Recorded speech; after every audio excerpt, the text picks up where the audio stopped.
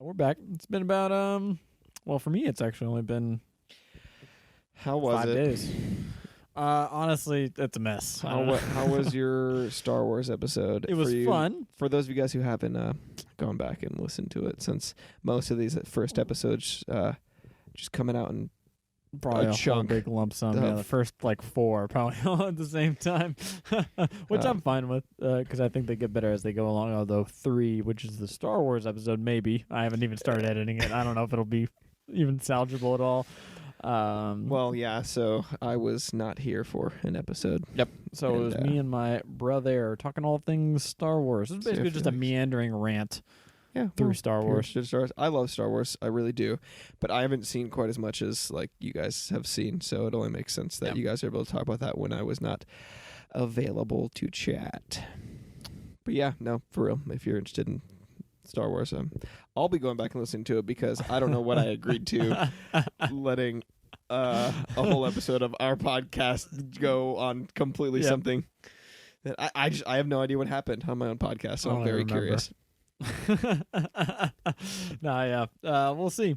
And if that episode isn't there, it never made the light of day, and we're talking about an episode that didn't actually exist. I'll probably Doesn't put it exist. up. I wouldn't want it to go to waste, especially if I spend a lot of time editing it, and then I'm not just going to abandon it. Okay, well, that's Unless okay. Jonah said something like I don't super care. racist don't like care. he normally says. Not that okay. Don't twist my words. I care about that. I don't care about you talking about editing and this and that. That's all boring talk. Okay. They don't want to listen to that. That's true. What have you been up to this last since seeing you? Oh, Ben man. Oh, win? man. You know me. I keep a busy schedule. Yeah, nothing. Come on, no interesting stories from this past week. I really, man. Yeah, no. I'm sorry. I'm bad trying host. to think. What did I do this last week? It was my birthday. Oh, yeah. And We I got old brought- man Tyler. It was my birthday yesterday, and I brought cake to you. Mm-hmm. Yep. That's what happened. That's how that works. I actually That's want to our make that a friendship. new tradition. As long as you bring cake to me Cake on your to birthday. me tradition. Oh.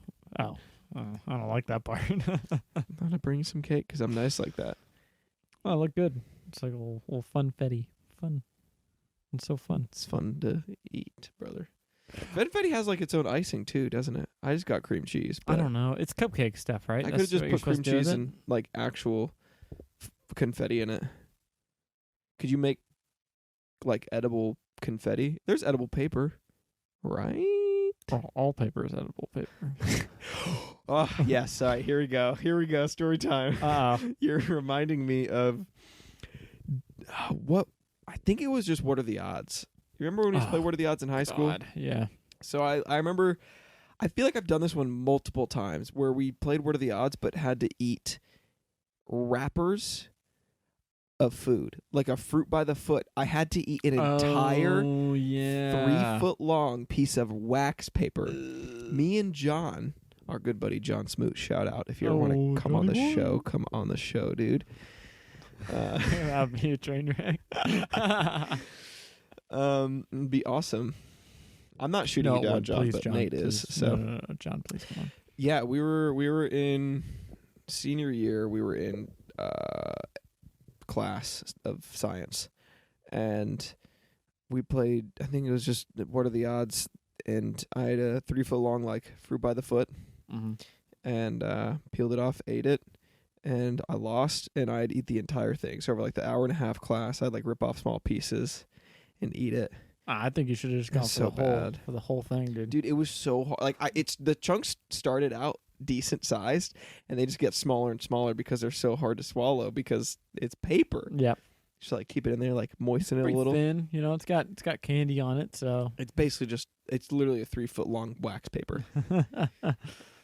Wait, it's not 3 feet long. Yeah, it is. What? Yeah, Fruit by the foot is not fruit, but yeah, the one that rolls up. It's 3 feet long.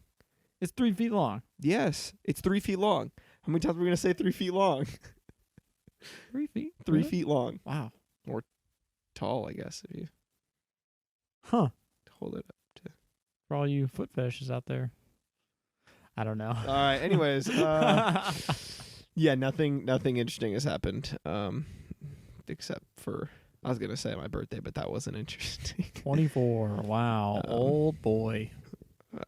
I worked. Yep. And I ate some food. I did both those things on your birthday too. That's all. It might as well have been your birthday, dude. All right. Let's get on into it. Yeah. Sure. First things first. Mhm. Movie news. Oh, always fun. Has Or anything been should going we- on? I'm Before isolated. before we do that, Yep. before we even do that, the first thing we're going to jump into is the cliffhanger of last week. What did Jack do? Oh God. Can I just drop a bombshell right now? Yes. I hated it. I hated it. I would have really liked it if it was 3 minutes long. Yeah, it's way too long. It's and then, way okay. too long. So, okay, if you guys don't know, Yep. what did Jack do? Our last, well, I guess it's not the last podcast on the list. The last Mhm. podcast that I was a part of, Marriage we Story talked episode. about at the end. There was at the beginning in the movie news, The kind of middle. whatever. Yeah. But at the end, we dropped that we would be watching it. There's a 17-minute short film on Netflix about a detective interrogating a monkey. Mm-hmm. David Lynch. It started Stars out and directs. awesome. I lost it. Like I laughed out As soon as out loud as soon as the when the monkey movie started talking? Monkey started talking. And the terrible, clipped in mouth over his mouth. Oh my! So spoilers I'm pretty for sure this. it's just Go- David Please Lynch. go watch it. If you haven't seen it, please go watch I it. do not support that opinion. Do not watch this. Oh, It's come awful. on! I'm Start sorry. watching it. Start watching it. Okay, I'm gonna go over my favorite parts. The best Mhm. part of this entire thing. But yeah, okay. So the beginning, it opens up. But first, last week, you're like, we were talking about, does the monkey talk? And you're like, there's no way. I was like, if it's 17 minutes, the monkey has to talk, and it talked. I really didn't think that he would go this direction. I knew it was gonna be comedic in some way. He but made this because it was his birthday, and he just wanted to make something crazy. Like on the news I article guess that I fair. read, he was like, "It's my birthday." He wanted to drop something just on his birthday, just to do something fun. Of You what didn't I have heard. to share it with the world, though. It's bad. It's so bad. It's so bad. They were saying lines that didn't make sense. That's what my point was. They didn't have anything to do with each other. I actually wrote down some lines. You took notes. I I very didn't briefly. take any notes. That's fine. I just enjoyed the I ride. just wrote down some lines that they said to each other that just don't have anything to do with each other. They went back and forth. It was like, well, did you eat the cupcake? I was on the train yesterday, Bob. I hate the monkey's Made voice no- too. It's That- just weird honestly, and robotic. and Yes, there's but it was the huge same pauses. the entire way, and it was really funny for a couple minutes. That's my point. This would have been great if it was 3 minutes long. I don't know. It did not have me laughing at all. You didn't laugh I did not once? laugh at all. Not when the monkey started talking? No, I was just like, wow, that's bad. Holy crap. I Oh, don't know. It just come didn't on, strike dude. me. I might be in the minority here. If we watched but it together, you would have laughed, and I almost I wanted to guess watch maybe it together. So. Yeah, I don't know. It's just, ugh. It's it so did not, bad. It's yeah, so It's bad. just so bad. It's fine. That's the point, though. It's so bad. Not even necessarily to as bad it's good. It's so bad it's good in about 3 spots. The first part when the monkey just starts talking. Because at first it did a close-up on the face. I was like, that mouth doesn't look 100% right. But it wasn't moving around, so I was like, that's not a monkey mouth. And then it cut back to him. What? It's not even like CG or anything No. like that. It's just literally a mouth that of whoever was actually talking, Yeah. which I'm pretty sure it's David Lynch doing both sides.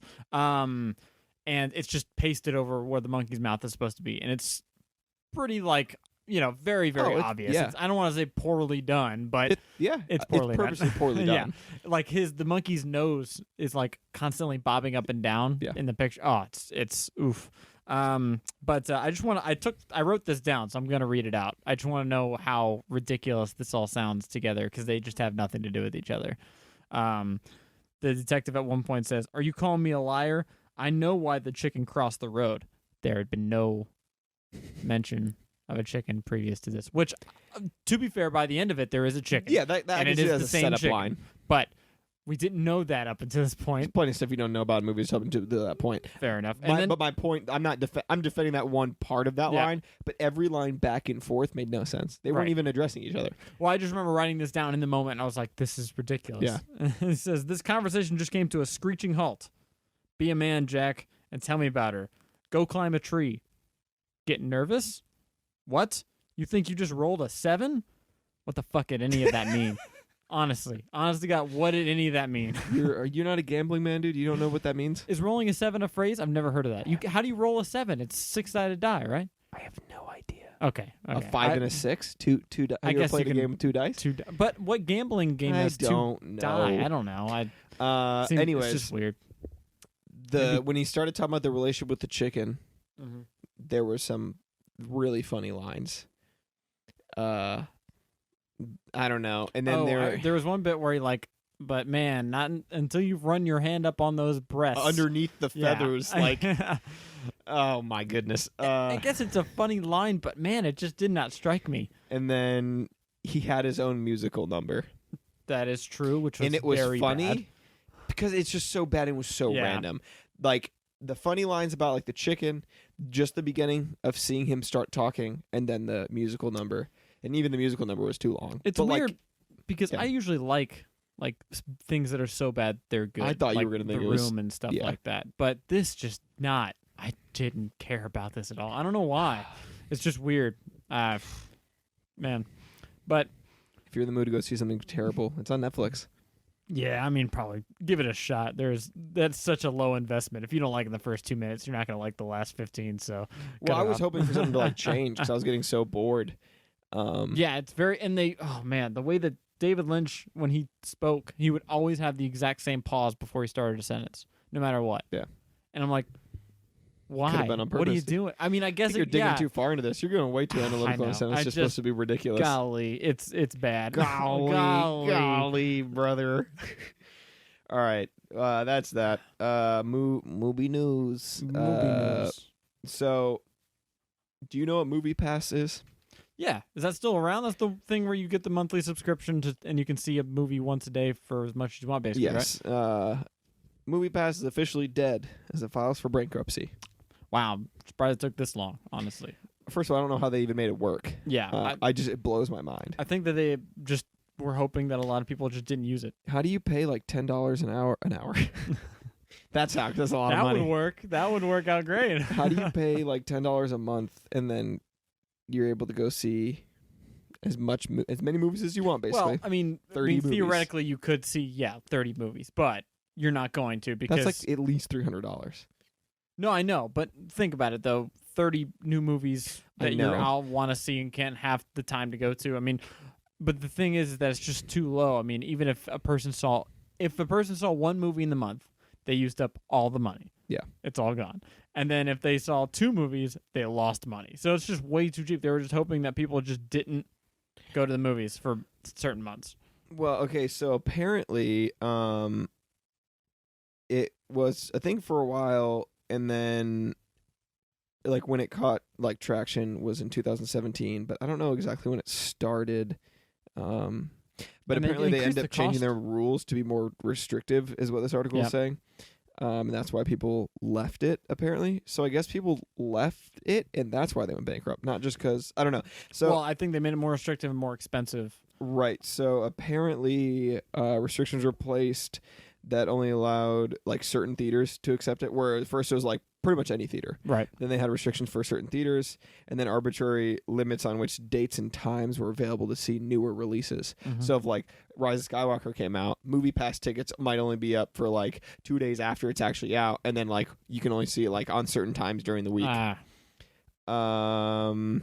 Stuff like that. And then apparently they changed the rules again to only allow subscribers to see 3 movies a month, Yeah, that is which makes more sense it money-wise does, for them. yeah. But again, the whole appeal is that you can see as many as you want in the month. So Right. then everybody started leaving and blah, I mean, blah. 3 movies a month would probably, still be good, and it'd probably still save you money, if you really did go to the theater. But that's just like people. It's not gonna be. It's too close to what you're already spending. It's just not Right. worth it for people. Yeah.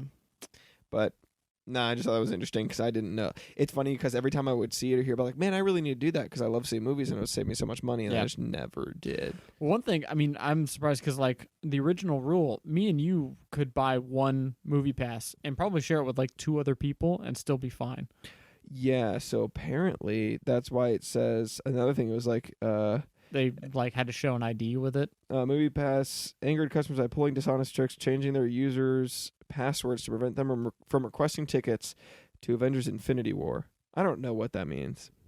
They must have been using some like little workaround so that they could get into Endgame or something. I don't know. Infinity War, but Oh, okay. Infinity War. Shit. I don't know. All I'm saying is, like, I always thought it was a great idea and I wanted to do it, but now I don't have to worry about it because it doesn't exist. And yeah, I knew that was not going to work. Yeah. From the moment it started, because it's just too much.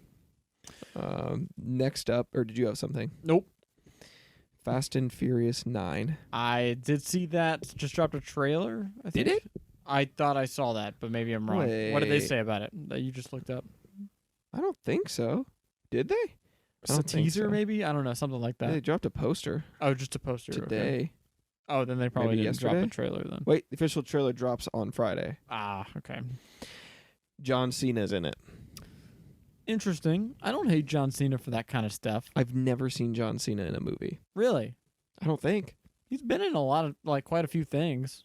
It's just, I And don't know. He's been like comedically good in quite a few things Really? as well. Yeah, like there was that movie. I guess it was called Blockers, but it was really called Cock Blockers. Yeah.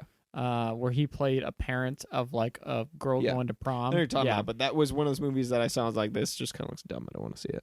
It was kind of funny. That's weird. That does I not liked it. sound like a movie you would ever No, want to it go didn't. see. Yeah, I know. And especially I with somebody saw. like- I didn't see it in theaters. I just watched it on. I Somebody- think it was free on HBO maybe or something like that. But I feel like John Cena's not somebody like, oh, I want to go see some of that. Because I feel like every time you see The I Rock, don't think he's a draw I necessarily. think The Rock can be good, but we've seen a lot of Rock movies because they're just kind of out there and ridiculous. Mm-hmm. And I feel like putting John Cena in there kind of makes them seem like they know where they're at now. Yeah. Hobbs and Shaw, for example, which was Mhm. Fast Furious spinoff, prove that they just kind of know that they're ridiculous. At least the spinoff. Right. Yeah, I mean, and I don't even think, that whenever The Rock's in a movie, he makes it good or bad. He's just there. I mean, if you like The Rock, you like The Rock, but he's definitely no great actor, and he's not going to ruin it. Like, even the movies that he entered that are bad, not his fault. Like Skyscraper or something like that, I or think he's a Rampage good or actor. something like. I like him in Jumanji. Well, but I mean, is he just naturally kind of charming and it works well comedically, or is he a good actor? You know what I mean? Well, regardless, he still acted well in that. Right, but if you look at acting as like disappearing into a role and like being able to like mix with things, So what you're saying he's is not. he's typecast. All his characters that he's cast for are basically like him. They write roles for him. Yeah, he's pretty typecast. much. Yeah. Which would make him kind of bad. Not necessarily being on camera and still having to be yourself can be considered. It's still hard for some, I guess so. I feel like it's one of those things where he's just naturally good at, or maybe his WWE experiences kind of caused him to just. Well, he has this like outer persona that just works. Yeah, that's what I'm saying. Like John Cena. Anyways, I'm just wondering because it just seems kind of. It's just interesting because you put John Cena, whose name is associated with memes and stuff. Well, sure, yeah, but I think he works just fine. And I mean, he's been funny and stuff, and it's not all just purely like big muscle guy humor. So yeah, I'm just curious to see how it goes because I really like the Fast and Furious franchise up until 7 was the last one that I really liked. 8 was just like. no, that's Wow. where I started liking him. But that's the thing is I wanted to see your opinion on all this because you, for the longest time, were just. I never gave a shit about the Fast and Furious. Yeah, and I actually at 7 is where it was like, okay, now it's starting to get fun. And then 8 was ridiculous, had like zombie cars and super evil Vin Diesel and shit like that. I It's love a lot that of kind things stuff. similar It's to, like, ridiculous. to like the Star Wars Rise of Skywalker for me, like a lot of like ridiculous, crazy plot holes, doesn't make sense. yeah, This. For 8, 7, there was a lot of things that were kind of crazy, but to me, I could make sense. Like I could make sense of. I'm not saying there weren't any. I just have vastly different expectations for the two movies. Right. Like I'm not expecting Hobbs and Shaw, Fast 8, I was not. Fast and Furious, or any of that kind of stuff to make sense at all. Well, after 8, I'm not expecting anything really from Then it. I think you'll have more fun with it. Yeah, but you weren't somebody who was invested. If you have a series, example, Star Wars, then they go mess it up. You kind of, example, I keep saying example. You keep. The difference is that Star Wars takes itself very seriously. And Fast and Furious, the only person there who's taking it seriously is Vin Diesel. But I think that makes it funnier. But for everybody, and if they decided, what we're going to do with Star Wars, we're going to make it ridiculous. And we know we're going to make it ridiculous and we're just going to own it. I don't think I'd love it, but I would be much more happy with that one than more. They did not start that way. The Fast and Furious, like having ridiculous and funny things, is different than knowing your entire movie is ridiculous and funny. Yeah. And they didn't start that way, and they really leaned into that with like Hobbs and Shaw. I felt that it was that way with 8 for sure. Yeah. 7 a little bit, but they were still trying to make it kind of like heartfelt. I'm not saying they do it successfully, but probably even like 5 and 6 are ridiculous. Parts of it, yeah. There's parts, but there's some of those parts kind of make it fun, and you can kind of some of it I can chalk up to. But again, I think they lean. I don't know. It started as one thing and it's completely different now, which is fine. Yeah, I just think, well, because even if you really like the first Fast and Furious, I mean, that's a concept that they can't drag on for 9 movies. And if you don't, now a concept of just being a spectacle based like film franchise, they can drag that out. So, you can love the first one. It's not any different than it was when it came out, just because all these other ones have come out. It's still its own movie. I don't think it gets worse because of its sequels. So, just live with this. Like, I don't hate the OT or the original trilogy because of Star Wars. Right. Because of the sequel trilogy. No, that's what I'm saying. Like, I'm not like upset. I'm not upset. Like, it's not a series that I'm upset that they're now doing. It's just, I don't really care anymore about the ones they're coming out with. Yeah. Fair enough. That's fair. That's pretty much it. I found this cool thing. I don't really have anything to say about this, so I don't know if I was gonna bring it up, but now I'm talking about it. So, Star Wars: The Last Jedi director Rian Johnson tweeted he had a dream. The reason I'm talking about this is because it has to do with what we're about to talk about. He had dreamed the director of The Lighthouse had made a film in the Star Wars franchise, and a fan created a mashup of the two tonally distinct films. So there's like a mashup trailer of like The Last Jedi in like the Lighthouse tone and theme in black and white. We haven't seen it, so I have nothing to say. Yeah, this is just the idea. It's not something I'm going to drag. We're going to talk about because we're not going to see or talk about something we haven't seen. I don't know. We'll have to watch it. I do need to still see Knives Out to see if I can actually like something that Rian Johnson puts out. Or if yes, I really do want to see that. I think it. I mean, critics liked it, but they liked Last Jedi too. Okay, so I mean, with that being said, we're talking about The Lighthouse. Wow. When I suggested this movie, which I mean, you had heard of it, and I think you wanted to watch it anyway. You know what I think we should do? Yeah, like you did with the other movie. Okay. Drop bombs. Just drop a bomb from the start. What did you think? I can tell you. I did not think that this movie was going to be as weird as it was, but I should have. But this movie is weird. So for my opinion, is exactly what you said, and I didn't like it. Interesting, because I did like it. So I like this. This is not going to be just the passing back and forth of Marriage Story. This one's going to be a lot harder for me to talk about, though, I will be honest with you. Because there's a couple main reasons that I didn't like it. Was that it the just mermaid kind of vagina? That was so, like, dude, my facial expression, I was like, did they just show me? It's so quick, but it's hilarious. And actually, they do technically show it twice, and it's fucking massive too, by the way.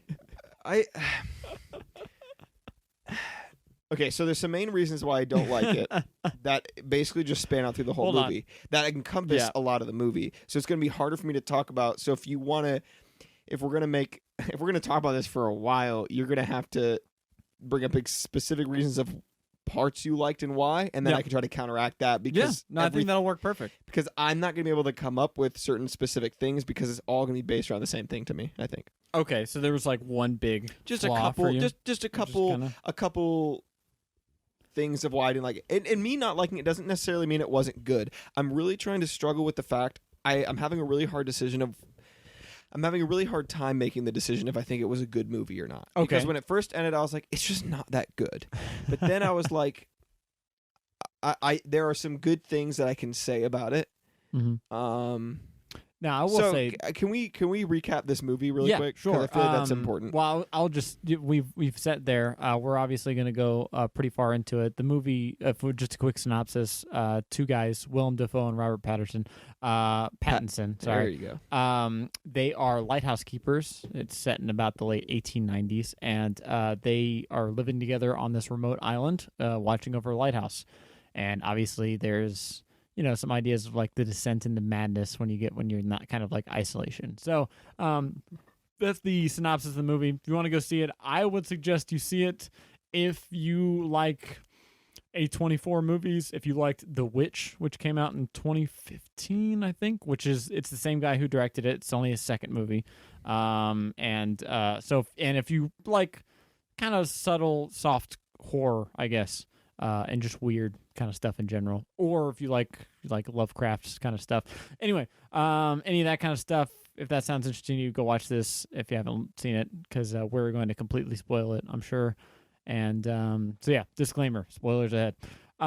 So this movie, one thing I will mention first on that I haven't quite made up my mind up is the way it's filmed. It's on 35 millimeter black and white. And the weirdest part for me, which I think it needed to be in black and white, it's hard after having seen it. Actually, I've watched it quite a few times because I was trying to really get a grasp of... You watched the movie multiple times? Yeah, I watched it like 3 times. All of it? Yes. Because, well, one, when I watch it, so I don't like to take notes when I watch a movie for the first time. I know that's something you do. I just want to watch it, especially if it's something I already wanted to see. You know what I mean? So I watched it, one time just to go through, and then another time to actually like get notes. And then I ended up watching it a third time because there were some parts that I wanted to see how they connected, and I couldn't really like skip through because I didn't know the parts well enough. If that makes sense. So, yeah, pretty much ended up watching it about 3 times. But it's black and white, 35 millimeter, and it has a weird aspect ratio. It's 1.191, which is almost a perfect square. It's just barely wider than it is tall, which I found really distracting at first. And in fact, the first thing I did write about this movie was aspect ratio distracting. Like, is it? That's one of the first things I wrote too. Right. Because I think when you start messing with stuff like that, you have to make sure that what you're doing is needed for this. Like, you have to make these camera decisions needed for the story and not just for the look of or the sake of being artsy or self-indulgent. You know what I mean? Just like really going in depth. Do you know what I mean? Yeah. Yeah. But I don't know. I think by the end of it, I was okay with it because I do understand that I think he was trying to go for like a really early cinema look because I think, back in like really early movie making, they had much more square-shaped aspect ratios. I don't know if it was this specific one, but... Well, I mean, yeah, TVs were square, dude. Yeah, I know. But I'm saying, like, especially that's what he was trying to get at. He's trying to, like, instantly put in our minds that it's, old. Right. So, in a way, I think it serves a purpose. I don't know if it was 100%, because, I can't really compare watching it in widescreen and watching it in that aspect ratio, so I don't know how effective it really is, but other than just being distracting. But all right, so here's what I have. The second thing I wrote is it's square. And I wrote down a bunch of questions that I had about it that I want to bring up to you. Okay. So, should we head into those, or should we talk a little bit more about just the structure of the movie? I want to talk about this first because it's very general. I think that we should dive deep into those things, like dive deep, not go deep and then have to come back out. Right, okay. Because this is going to affect everything. Fair enough. So that's why I was trying to figure out if it was needed for it to be square, black and white, all that. I was like, I basically wrote down, I said, is he trying to make it look old? Is it for fun? Is it artistic? Does it have a purpose? And is it worth it? Because my question, I guess, for you is he taking things that actually bettered, is he taking advancements in film that bettered the film industry and just not using it? Which, yes, he is. Literally he is. But does that... Again, I guess that's a big question. Does it that serve hurt a it, purpose? or does that help? So is he just? I feel like there are people out there, and I'm trying to decide, and I want answers. I want an answer from you, and I'm going to give an answer because at the end of the day, I want to actually give our opinions about this movie. Sure. I don't want to sit and be like, "Well, we did this, and I don't quite know what it means." And no, I don't. And this could be seen this way, and it could be seen that way. Cool. Well, of course it could be seen whatever way. I want to know what you freaking thought about it. Right. So let's come to a decision. My question is he just making it worse? Was one of my questions. You're specifically talking about, would this have made a difference? I mean, yes, it would have made a viewing difference, obviously, if it was shot in a wider aspect ratio, and in color. Well, I think it would. It's not like, obviously, I'm not saying that you can't make an old, like, period piece movie and a creepy one without shooting with these techniques. In fact, his previous movie, The Witch, which is a scarier movie, and it's even older than this one, the period it's set in, are both in widescreen and full color. So it's certainly possible.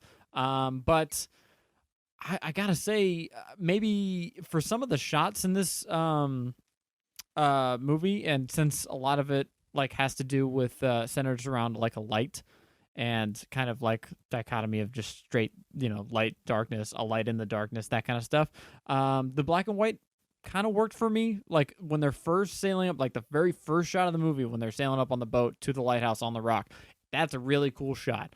And the way that the lens of the lighthouse looks I don't know if it would have looked as good or as like mystical almost as it did in the black and white shot. Now the aspect ratio I don't think really helped all that with that much, but I'm just saying for some of these, for the cinematography, I think that at least the black and white for me did really help it. Aspect ratio, I'm a little I'm not sure Right. how much that actually did. Okay, so you're not sure. I do. I know that's. I'll talk my parts and see if you come to a conclusion of if you could change it, would you? Yes or no? That's all I want to know. That's literally my only question. Right. So here's what I have to say about it is kind of the same thing. I think it's kind of a clever way to show that it's being made at a certain time, or try to believe that it was made at a certain time, at least it was taking place at a certain time. Mm-hmm. And there's plenty of movies that take place, in the 1800s or, years back when things were filmed in black and white, but we see them in color. Right. So I will give him that satisfaction of he wanted to do something different. He wanted to do something to set you in the tone a little more. I say tone. I think the black and white did good with tone. I don't think the ratio did good with tone. I think it's fun and experimental and something that is almost, and I could be wrong, but as a filmmaker, not me as a filmmaker, but like as him being a filmmaker, he might want to be like, I want to try this because I haven't seen it done very often or ever or whatever, and try to film something in a square or whatever the aspect ratio was, to further drive home the point of kind of when it's made. Maybe other artistic choices, but I feel like besides the artistic choice, I don't think for me that it made me feel a certain way about the movie. Now, granted, if I see anything square like that, especially if it's square in black and white, again, any movie or anything, I'm probably going to think of this movie. So I'll give him credit that it's going to do that. But that's because I haven't seen a lot of them like that. Like I haven't seen it. So I'll give him credit that it's new. Mm-hmm. But if I'm going to ask myself the one question of the again, I think for what he wanted to do is good, and for him I wouldn't change it. But if it was up to me, I would change it if I was going to do something like that. So one thing, the ratio, right. Just because I feel like I would have been able to take in more, because that's why things are in landscape, because your eyes are next to each other, not on top of each other. They're designed to see peripherals and whatnot, because that's all of our primordial man's predators were on the ground. So I'm not upset. It didn't bother me, and I'm not upset that choice was made. He can do whatever he wants. He's the filmmaker. I applaud that he took a creative, endeavor and trying to do something different. Can I say one thing I think he was trying to do, and you can decide for yourself whether you thought this was effective. I think that he was trying to make this movie feel claustrophobic. You got these two guys. They're in a lighthouse in a small house on a small island, and they're driving each other insane. So I think that might have been a big part. I should have brought this up earlier, but I just kind of remembered it. I think that might have been a big reason why he chose that aspect ratio, especially because think about the scenes of them at the table that they eat dinner at. It's dark, and that table is tiny. Like their knees are almost touching each other, while they're eating, and they're practically strangers to each other, and they don't even really like each other except for when they're drinking. So I think that's part of why he framed it that way. Yeah. So I don't know. But okay, it's tough. It's a tough call to make. Yeah, it changes a little bit because I agree, and maybe if I see it if I were to watch the movie in more of a landscape, kind of view, things might look bigger, and maybe that does help reinforce it. And I don't know because I haven't seen the other one. So, no, I wouldn't change it, mainly just because I'm changing my mind now. You see, if that's what your goal was, I guess it worked. Only because I don't. 1 point for Nate. I don't care enough. I don't care enough about this movie, and I don't think that it didn't frustrate me enough that it was square. The only reason I'm saying that is because I'm used to seeing things that way, and I feel like I can see more. But your 1 point about the making it feel claustrophobic makes me go, you know what, you're right, and I don't think I have a right to I mean, I know I'm not, but I'm going to give my opinions. Force. Oh, this should be changed when I don't know enough about it, but I'm still going to give my opinion because that's what it's about. Yeah. But at the same time, it's like, I think that it could have served a purpose, and it didn't. I guess at the end of the day, it didn't bother me enough. It didn't. If it bothered me the entire time I was watching it, then I'd be like, yeah, I couldn't stand it. I don't care if maybe it made it feel more claustrophobic. I need to see it in that ratio because it would drive me insane the whole time. It didn't, so it's fine. Right. No, I agree, and I think. Yeah, when you're kind of talking about this kind of stuff, it's like I said about it being artsy versus practical. You just have to make sure, okay, when you're kind of giving your own opinion about it, did it serve a purpose? Did it execute it well? That's pretty much what we're looking at here and making, kind of judging when we talk about quality. And for me, it's pretty much kind of right down the middle. I think it does serve a purpose, but it could have been shot the other way, and I think it would have also worked. Yeah. But past that, I know you had some other questions you want to bring up about it. That's really it. Of just the look of it. Okay. That was the main question. My questions were: was it for fun? Was it artistic? Is there a purpose? Oh, okay. Why specifically was he trying to make it look so old? But again, all those questions are answered. I don't want to talk for an hour about it being in black and white. No, I was saying I thought you had other stuff about broad things about the movie. Oh, so broad, yeah. I mean, I guess we can go a little more broad, and we can get into why I feel this way when we start going. I guess I kind of want to know, like, if you can state it in a broad what this movie's about. Not what it's about. Sure, that would be interesting. But also, why did you like it? In a broad standpoint. So what is it about, and why did you like it? I think I liked it. Well, obviously, I mean, we've talked about generally what it's about. But by the end of it, really what I liked is that it kind of, I guess you could say, subverted my expectations, because I thought that either both of them or Willem Dafoe's character were going to be the one that really went off the deep end as far as insanity, especially after the first half. And that's kind of what I think they've intentionally set up with the red herring, where Willem Dafoe is acting very strange right from the get-go. I mean, he's getting naked with the Lighthouse, and he's constantly drinking. He's talking in old sea shanties. What does he say? It's like, thou should pale death with treble dread, blah, blah, blah, blah, blah. Which, he's and I've realized all he really is he's a wannabe sailor. He's just a guy who, I mean, I don't know if I should say wannabe, because we don't know exactly if he actually did go and have all these sea adventures or if he's just lying about it. But I think, he's just one of these guys who, it's like if you knew a guy who played college football and never did anything else past that, and that's all he talks about is the college football stuff. Yeah. So it's similar to that, where just this guy who's living in his past life. But I think he is lying, or in some way, because he does tell two different stories about what happened with his leg. Which is so, but it's interesting. But it turns out Robert Pattinson, Thomas Howard is the one. They're both named Thomas. That's why it's confusing to try to use their character's name. But he's the one who really drops off the deep end, and in the way that he does it, that it not only surprised me, but I liked I think it was deserved, his kind of transformation. It's set up properly and executed well. And so that's what I think I really liked about it. And, it's a visually, I think, interesting movie to look at. There's a lot of cool shots in between. There's some unnecessary stuff. I wouldn't say this is by any far my favorite movie ever, or loved it or anything like that. Ooh, excuse me. There's there's quite a bit of what feels like filler. Just scenes of Robert Pattinson working that don't do a lot, but there's also a lot of intriguing stuff that keeps you hooked in, and it's a little mystery that you're trying to solve in your head. And I think that's what really drew me into it. But kind of what didn't really work for you? Did you feel like it was just a bunch of madman's ravings for no real point or purpose? So, first of all, what do I think the movie's about? I guess. Yeah. Okay. Which we'll is, it's the story of a relationship between two people having to be in close quarters. Basically, the story of two people kind of going insane in that process. Well, does Willem Dafoe actually go insane? One might say he's already insane.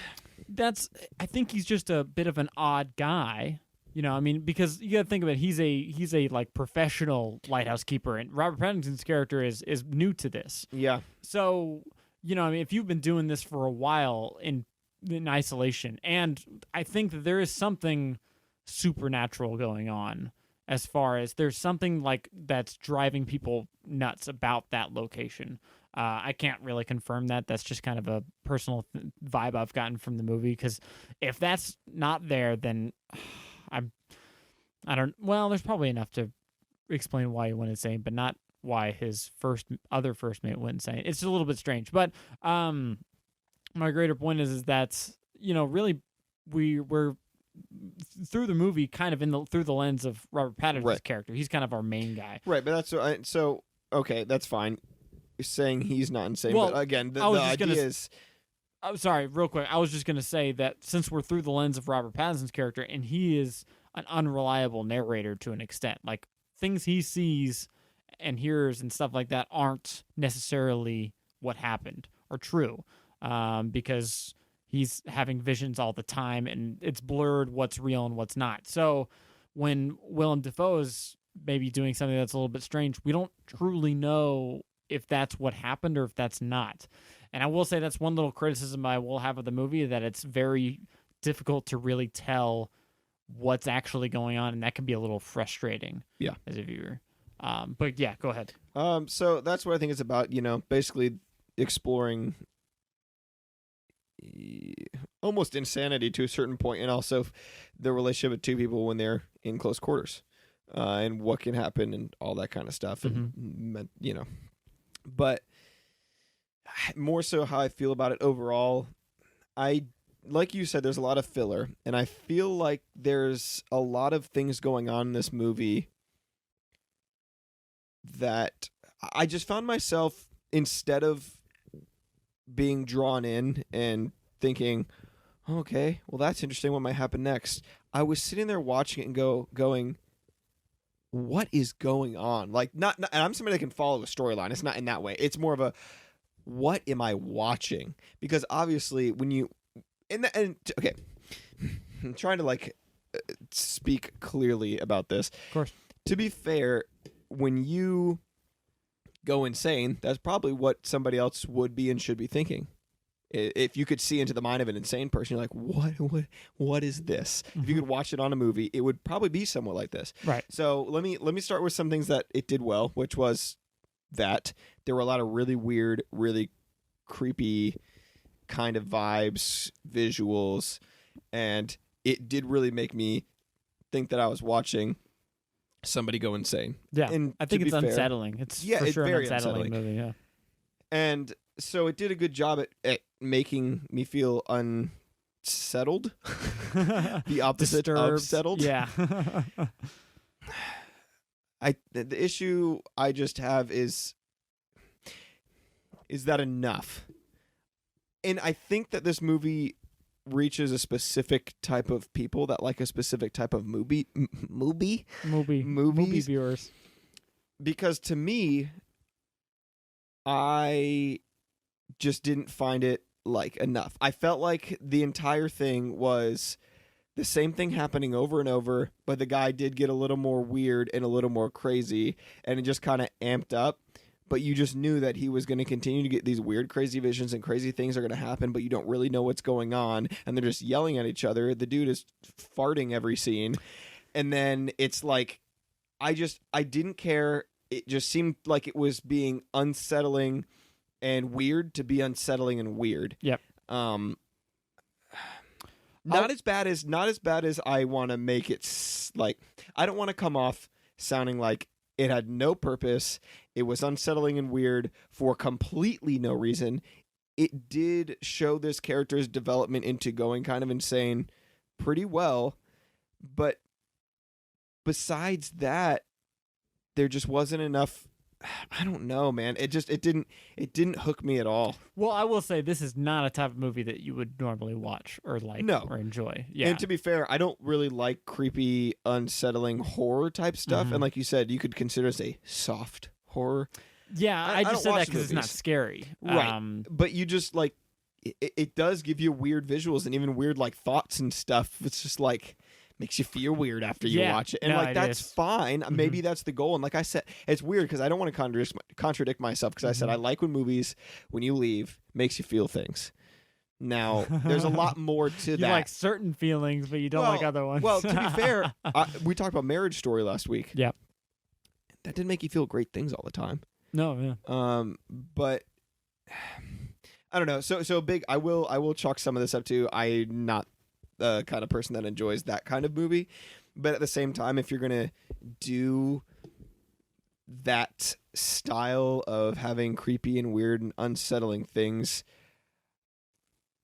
I want there to be, like you said, more of a clear vision of what is actually happening, and more of a reason as to why. And you can fight me and say that there is a reason, like he's there, and I get it. I get the reasoning. I understand all of it. It's just it wasn't enough for me to care about.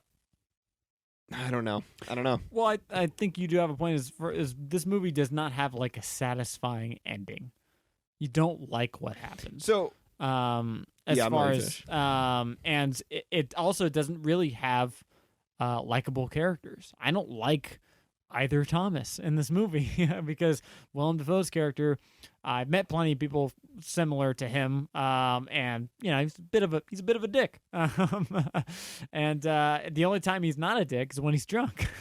Yeah. So not a great guy. And then Robert Pattinson's character, well, obviously, he goes insane and goes off the deep end, ends up killing Willem Dafoe, possibly somewhat was involved in the killing of another guy. He's a drifter type. He's not, he's this like stoic running away from his past kind of a character. And, he's going insane. So it's kind of hard to root for him. And so when you have a story that doesn't resolve, I don't want to say happily, and it resolves technically well, but it doesn't sit with you well. You don't like how it ended, like literally, you don't like it, and you don't like the characters. It can start to feel in your head like, why am I watching this? Like, what's enjoyable about this movie?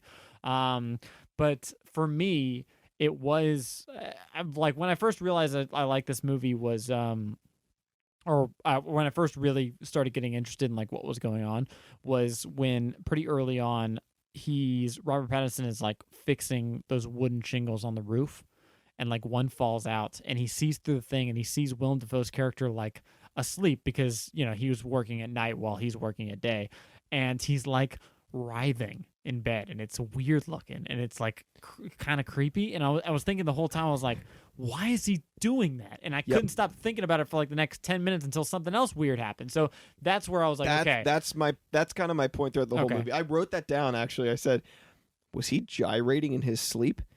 And then I put butt out ? It almost looked like there was a back flap on his pants that were open. No, I think there are. Right, I understand that. Like, I understand it's a thing that can happen. Like, those exist. But I'm like, that's the thing. It was. It just seemed like they were trying. For me, it felt like they were just trying to do these things to get you to be like, oh, we're gonna make you feel really, really weird and unsettled here until the next moment. It felt like they were. These characters were getting drunk together. And that was the only time they actually got along. Mm-hmm. And you'd see them in a scene, well acted, mind you, but you'd see them in a scene drunk and maybe getting along. And then maybe towards the end of that scene, they would then kind of get kind of heated again and then settle down and pass out, whatever. And then they'd wake up and they'd either work or try to survive because they're in the storm. And then they would just get drunk again. And it was just that over and over and over. Mixed with a bunch of weird things to where I felt like I was just watching that same process over and over and over. Granted, the only redeeming part about that to me was that Robert Pattinson's character was slowly getting more and more insane, and he did a good job at showing that through his acting. But that wasn't enough for me. Like, as far as he acted that well, he showed that he was getting more insane, but the overall story of the both of them and how they interacted and then what they did outside of that and how it led to that, it was just them getting drunk and then being alone and then being drunk and then being alone and working and then yelling at each other. And that can be okay. I think that's the point. I know, The but repetition is what the boredom of it, right? That's why Willem Dafoe is drunk every day. Like, yeah, he and drinks that's fine. when they're That's not why. drinking. That's my point. That makes sense. It is fine for all the reasons of why those things happen, why he went insane. They make sense. I think that's what I'm saying. Is all of the actions had repercussions that made sense. So it's not like there were plot holes and like things that happened that didn't make sense as far as that goes. It's just not a fun movie to watch. It's not a fun movie to watch, but it's also not interesting enough for me because of that repetition. Does that make sense? Am I making sense? I guess so. Obviously I disagree just because I was interested because were you not thinking, because obviously there is repetition in the movie. And I think that serves a purpose as to try to drive home, like, because they have to, for a movie to convince you that a character is going to go from fine, like sane. Now, he had some guilt for sure that he was running from, but not enough to completely go off the rails like he does by the end of this movie. So to go from that to completely insane in the span of, well, we're not entirely sure, but, we're talking weeks here. We're not talking months or years. That's a pretty, like, hefty task for a movie to do. So it's got to use every advantage it has at its disposal to beat into your head, yeah, this guy's going to go nuts. And so I guess my question is for you, were you not intrigued? Did the movie not hook you into trying to find out what was going to happen? Or did you just figure out they're probably both just going to die and that'll be it? I thought somebody was going to kill somebody. I didn't know who was going to kill who because they were both, like, when Steve got insane, the other dude was already kind of weird anyways. But I kept checking to see how much longer I had left in the movie because I was thinking to myself, yeah, I'm curious as to, like, how are they going to wrap this up? Because I just feel like I'm watching the same thing over and over and then being shown these weird things just to be shown these weird things. And again, when you see it from the perspective of that guy, you don't know exactly what's real. So that pulled me out a little bit. I like that. I like when you can see things that you don't know if they're real and all that, but you can you have a little more information to at least come to your own conclusion when I feel like we weren't given enough. And again, this is probably all artistic choice. That was probably, like, purposeful. But for me personally, it wasn't enough for me to want to try to figure it out because so much was happening. We didn't know what was real. We didn't know what wasn't real.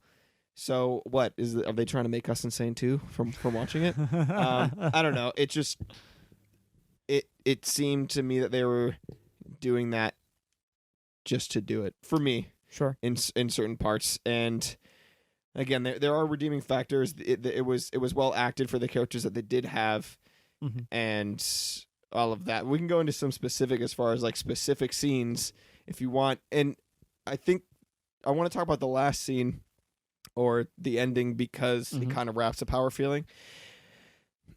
You see all that happen. He finally gets into the lighthouse and just some weird nonsense happens where he, like, reaches inside of it and then... So, I think... Yeah, what do you think happened? You've seen it 3 times. Yeah. I'm never going to watch this movie again. I never want to. That's the thing. Fair enough. Yeah, I can clearly understand this is not your thing. This is surprisingly, like, up my alley. I did not think going into this movie this would be, like, there would be so much about this that references other things I like. For example... that's a pretty clear, like, homage, I guess to say, to H.P. Lovecraft's work, which I don't, if you're at all familiar, anybody out there, he's basically the guy, wrote a bunch of books, actually a pretty, like, awful dude in real life, but he wrote a bunch of books, about, like, cosmic horror and stuff. He's the one who came up with the concept of, like, Cthulhu and, like, elder gods and stuff like that. And a lot of his short stories revolve around the idea of, like, lighthouses, fishing towns, those kinds of things, where the sea and, like, these things outside of your comprehension are like equally scary and beautiful, and you can't understand them and you can't fathom them and you can't really describe them at all. It's almost like for a weird example, like the biblical description of like angels. You know what I mean? How like they tried to describe that they're like these weird balls of energy and light and eyes and stuff like that. They're like equally like horrifying and beautiful at the same time. I think that's the similar aspect that they're going for, and it's kind of a reference to that. And so that's what you're supposed to get out of it, is that it's something kind of, or that's what I got out of it anyway. Because the squid tentacle things that you see throughout the movie, and when Willem Dafoe and his vision becomes like some kind of weird Aquaman. Aquaman. It was a straight up like mermaid. Yeah, like merman. merman. That made him try to look like a female in my eyes. Like they had this weird like seashell crown, and didn't he also have like a weird like seashell bra thing on him? Maybe he didn't. No. I could be. I only saw this once. Yeah. I thought that he was like, they were trying to make him look like similar to like the mermaid, but it's like him. That was just weird. I don't. Yeah, that's not. I could be wrong, but I'm okay. Specifically, the end, like the lighthouse. Right. Him seeing that, and then it also it being at seeing first. What though? We didn't even see No, what he you saw. don't. He just And- opened up the light, Right. and it reaches I mean, into it. That's the whole part of it, is that it's supposed to be this untangible thing you can't describe, because by describing it takes away some of what it is. If you can say what something is, it takes away from that value that you get from it being so immensely strange, powerful, beautiful, whatever it's supposed to be, which we don't even know that. It takes away from that mystery and that power of it. So I guess if you really like wanted to know for sure what was up there, that is a little like disappointing that they just kind of it. I guess I could see it as a cop out, as you know, like they never show it to you, and he's just has this insane reaction to it, and then he rather comically just falls down all the stairs. Yeah, and I think that I wasn't necessarily expecting to see like something up there, but maybe even another vision of what he sees, but we didn't even get to see that. So it's just like they're all over the place with what they kind of show you, which is fine, and it's supposed to invoke conversation and all that. For example, Inception is one of my favorite movies. Sure. This is comparatively simplistic with how they leave a cliffhanger at the end of, oh, you don't really know what happened. A very, very simplistic version of, was it real, was it not? Right. So you can do things like that, of kind of not knowing and not having a specific ending and not wrapping things up. Even more complicated than Inception, for example. This movie was definitely more complicated, but it just didn't have that same effect on me and that amount of build-up. For me, it just seemed like, again, for me, I just felt like I was watching somebody go insane through this... yeah, I felt like I was just watching somebody go insane through this same mundane process, which is fine, and that's what drives people insane. Sure. But from a movie viewing perspective, because of that mundaneness and doing that same thing over and over, it didn't make it as interesting to watch. I don't know, but that's where I'm coming from. I get it. No, I mean, I understand, and it's kind of hard to that's, you know, it's just kind of hard to distinguish, and really, especially since this is kind of new for both of us as far as like branching out of our what our immediate interest in, because normally when you go see a movie, you kind of know what you know what things you like in a movie, and you know, if you know, this is weird psychological horror, this is not what I normally like or watch, I'm just not going to go see it. But now that we're in this position where we're kind of, you know, critiquing them, I guess, or analyzing them, we're kind of, you know, stepping out. And if I've probably said this already 3 times, if I were watching a musical, Right. It would be hard for me to tear away from my personal biases against the genre, and I just don't find them interesting usually. And so I think I understand if that's kind of where you're at. I'm really just having a hard time categorizing it, because I do like certain psychological, almost thrillers. Mm-hmm. This just seems so different to me. It just seems so different. Because I don't want to say, oh, I only like movies where a lot of stuff's going on, because even, for example, Marriage Story I loved, and I felt like it was very contained, and I mean, Yep. yeah, there was stuff going on, but was following the life of two people and their just regular lives and how this thing was interacting with it.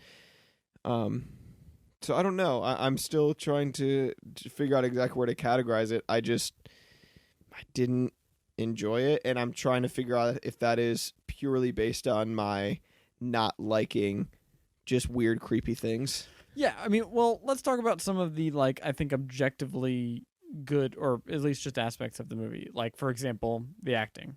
This is almost an entirely two-person operation. Technically, on the IMDb page, there's 9 people credited, but there's those two, there's the mermaid, there's the buddy he sees in a vision, and then there's, like, some people you see the back of their heads at the very beginning, like the other people who are leaving and coming off the dock. But it's an hour and 45 minutes of pretty much just those two people. All those people have about 10 seconds of screen time each, and no speaking lines. Yep, except for the mermaid screams. So that's a tough thing to do. I mean, that's it's like similar to, well, even more so than a movie like Castaway, where there's like very little dialogue and obviously not any characters to talk to, where you're kind of stuck. It's hard to have a movie like that. But as far as the acting goes between the two of them, I think they did both a great job. I'll be honest, Willem Dafoe, I think, kind of stole it for me a little bit more than Robert Pattinson, which I think is a little bit of a shame because Robert Pattinson's obviously, he's kind of in the leading role of this. But Willem Dafoe was just so I found him great, man. He totally sunk into this, and just there were like a couple words he said that reminded me a little bit of like Green Goblin from like the Spider-Man movie. Because I think he said because he said a word like situation once, which was like outside of his accent, because he's like using a lot of like years and yars and very piratey sounding. But he says situation, and it sounds very much like the evil version of himself he sees in the mirror in Spider-Man saying it back to him. That's immediately what I thought. But overall, very good. Accent, very good. Robert Pattinson's accent is a little strange in this movie. It kind of meanders. I don't know. Yeah. Did you feel like that? Yeah, a little bit. He's trying to do a old Canadian, like Northern Canadian accent, which I probably even never heard. Do it. Oh, I can't. It's weird. He doesn't also talk a lot, so it's. Do it. I can't.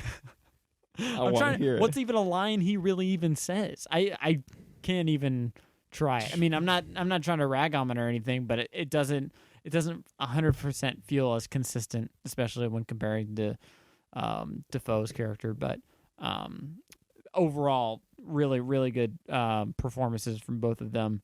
Mermaid did a good job. Screaming. Yeah. Also, the sound design in this movie, I think, is really good.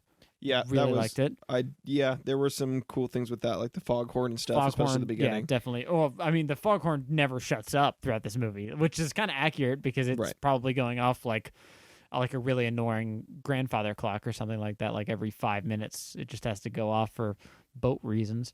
Yeah, we know all about boats. Yeah.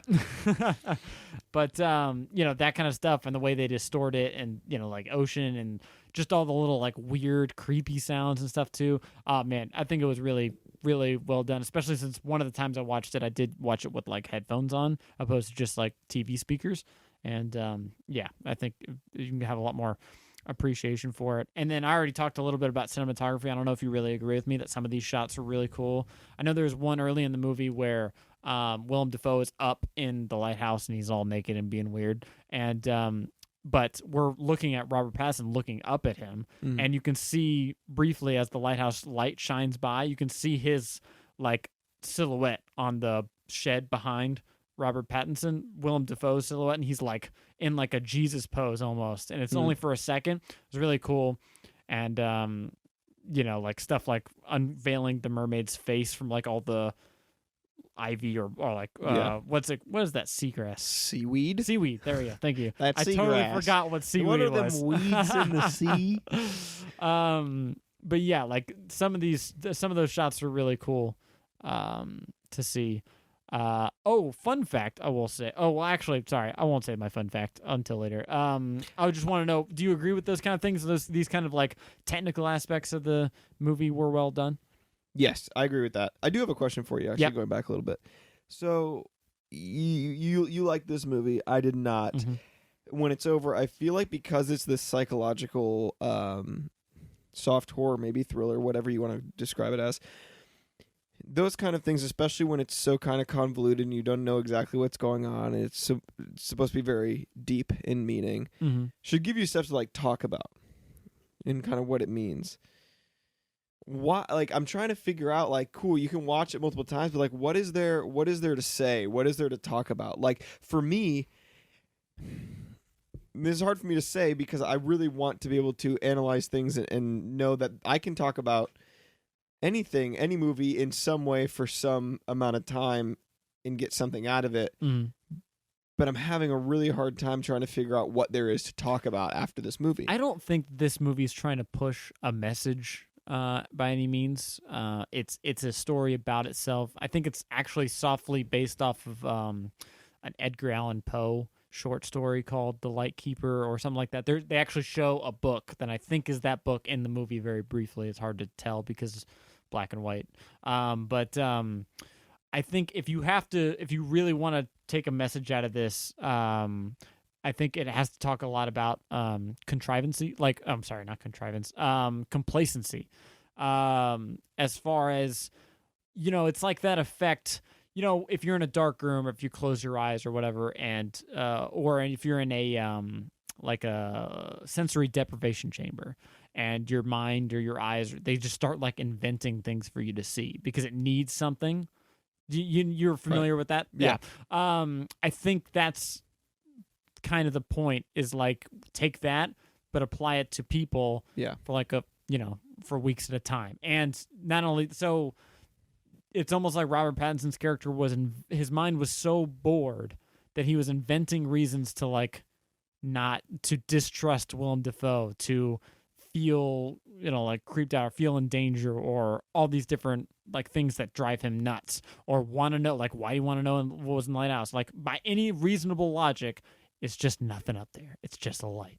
Yeah. Right? So it's almost like the fact that he couldn't go up there, and that's all he could think about because that's all he had to think about. I think that's kind of what the movie is trying to show and talk about, and that's its point and its message, really. And but all in all, it's really just trying to tell a story and move on. It's not really trying to push anything onto the audience, I don't think. I guess another, I think I figured out maybe a good way to describe maybe more where I'm coming from after talking around in circles. I think if I had what? If I had watched a bunch of clips on YouTube of like creepy, unsettling things, I think I would get the same feeling that I got from this movie. I feel like the movie didn't add anything else for me. I think that's kind of a way that I can kind of explain where I'm kind of coming from. So it was just creepy and unsettling, but that didn't feel like it served any purpose. For you, and to be fair, it did help, and it made it a little more creepy and unsettling. The fact that it did last longer, and it did give you a little more background and story based around these people, and that is the one saving thing for me. Is the acting did do a really good job. The cinematography was done very well. Robert Pattinson did a good job at showing somebody who does kind of go insane, so that helps. But I just didn't get a lot of sustenance out of it because of that. But then again, I could say the same thing about other scary movies. I mean, there are some scary movies. Okay, this is why there are scary movies that I want to see. Very, very few of them. But I'll see trailers for some scary movies, and I'll be like, I want to see that because the story looks really interesting to me. And that is all opinion-based. The movie Don't Breathe. Those people that go and rob that guy's house who's blind. So, and then he turns on all the lights so then they can't see. Just like that, the concept seemed very cool to me. So I was like, this could be a cool story to tell. And I don't like scary movies. So I think there are two scary movies that I've wanted to see. It's that one and A Quiet Place, if you could even consider that. More of a thriller, maybe. Well, I mean, yeah, I think it's trying to be a horror your boy movie. Loves The Office, so obviously John Krasinski. Yeah. But it seemed, to be fair, it seemed they had to be quiet. It was a kind of a similar thing. The story seemed very interesting to me. But regardless, or I'm sorry, instead of, I can't even speak.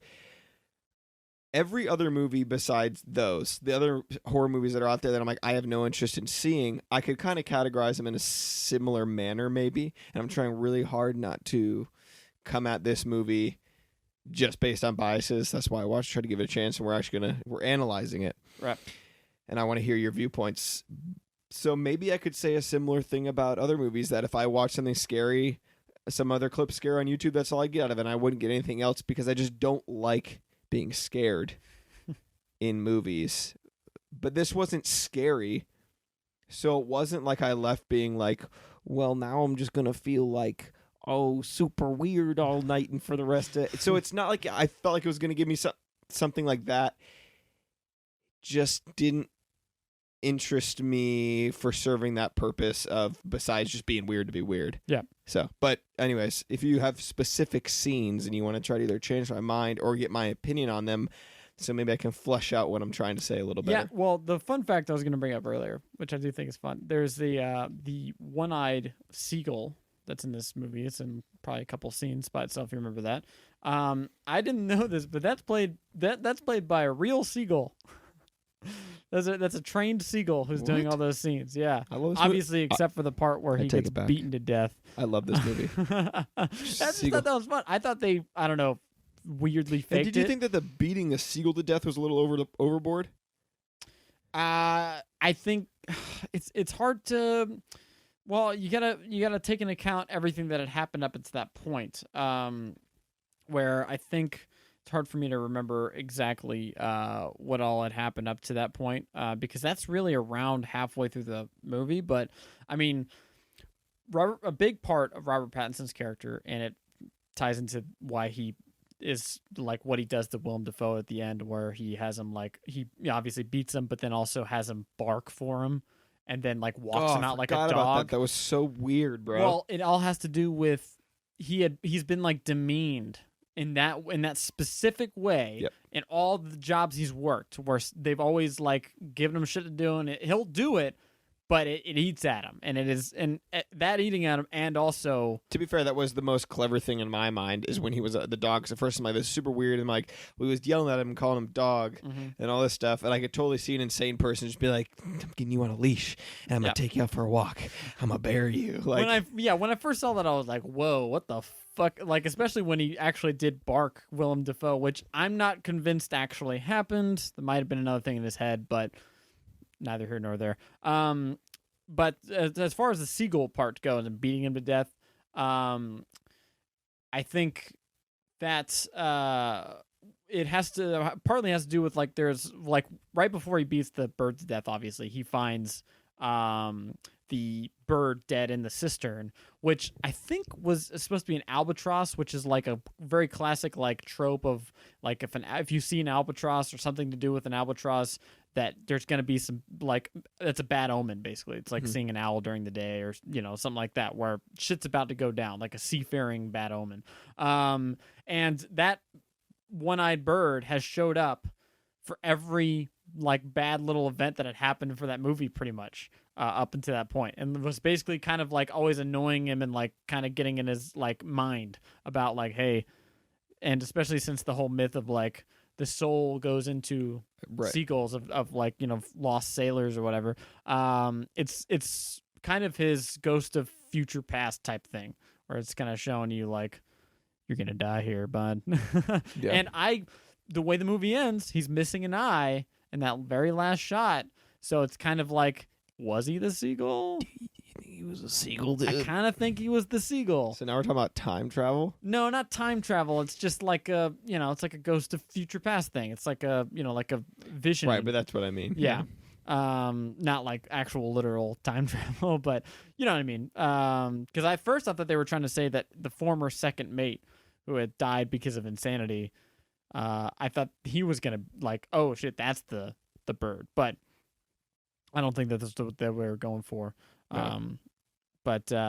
Yeah. So I thought it was a good scene to get you, especially since it does end rather violently, you have to ramp up to that. It's kind of like, you know, other movies that show this, like Joker or whatever. You know, it's got to get to a point. And that's just part of the process. So I think it worked. I don't think it was too much. Another thing I wanted to bring up that you mentioned previous that at first I thought was ridiculous, but I found a purpose for it, was all the farting that Willem Dafoe does. Because when I first saw it at that very first scene, when they first kind of meet each other in their little shared bedchamber, I was like, did he? Are we really doing fart stuff? My line says that I wrote down, yo, did he just fart? Yeah. I think it goes along with that opening feeling of like, what? I couldn't tell if it was a fart, so I rewound it. Still couldn't tell 100%. So I turned the subtitles on, and I put, yes, he stops and farts. Subtitle confirms. Did you not watch this movie with subtitles on? I did. I was about to say, after that, as soon as Willem Dafoe started talking, I was like, he didn't speak until then. Yeah, that's true. So I had the subtitles on for the fart, and I was like, these are staying on. Yeah. And I never watched movies with subtitles. Yeah, and I had to with this. I have a bad habit. I do watch movies with subtitles, but I try not to because it distracts me from actually looking at what's going on with the movie. But with this, it was so needed, especially in the beginning when you're trying to get used to his pirate speak. And obviously, Robert Pattinson's kind of talking like this the whole first half of the movie. But the farting served kind of a purpose. I mean, he's also like the first thing you see him, they're in their like small, tight bedchamber, and he's pissing in a pot, which is not an unheard of thing at the time. They didn't have an outhouse; like they had chamber pots, which had, you know, that's what they did. But it's just such like an open, like, I don't even give a fuck that you're here, like, or you're below me by far. Yeah. I'll talk to you because you're the only person here, but you're below me. Like, don't ever like get it mistaken, which is a running theme throughout the whole thing. So it's I think it did serve a purpose. It probably would have worked without it. It's another one of those things, kind of like the aspect ratio for me. He farted a lot, dude. He did, yeah. So I watched an interview actually, very very short with Willem Dafoe, and he was on, I don't know, talk show. I don't remember who it was. Sure. But he was like, yeah, and your character is playing this, like, he kind of puts the other guy in his place and, like, almost demeaning or whatever he said, and kind of dancing around stuff. And William Dafoe just goes, you mean corralling him with farts? And he's like, well, that's not what I meant, but sure. Yeah, we'll go with that. And he was like, well, come on. It happened. You know, he's like, it wasn't that was director's decision. That was not me. It was weird how he was like addressing it, but yeah, you know the little IMDb trivia page that goes they have for movies and stuff like that. It'll just give little quick facts. That's how I found out about the sequel things.